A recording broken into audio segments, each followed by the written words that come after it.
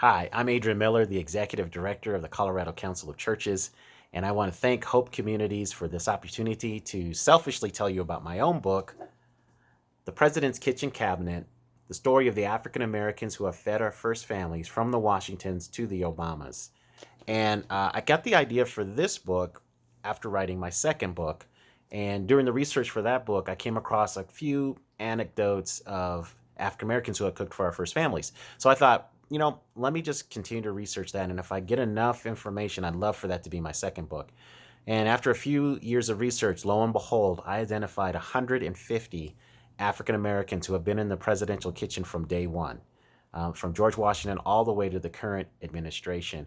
And I'm just scratching the surface because records weren't really kept that well. So there's probably a lot more people yet to be discovered. So rather than writing a plodding administration by administration history of these cooks, I decided to write about categories of cooks across administrations. So I start out with just looking at presidential food in general. What are the key ingredients that go into that? And then the next chapter, I talk about White House stewards, and we call them chief ushers today. But these were the people who were in charge of shopping, menu planning, picking out wines.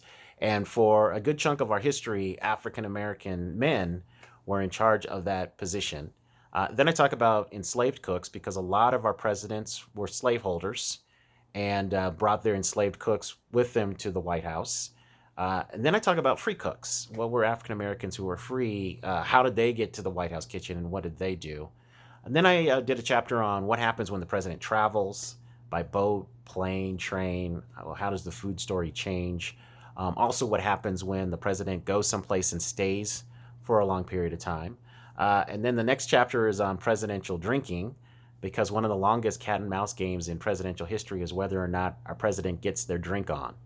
And usually they do, and usually African Americans were caught in the middle because they were often responsible for mixing those drinks. And then I end with looking at the future of African American presidential chefs, which is bright. And throughout the text, I just give a lot of interesting stories and anecdotes. So I hope you enjoy it. The book was critically acclaimed. I was a finalist for the NAACP Image Award for Best Literary Nonfiction. And I also was a finalist for the Colorado Book Award for History.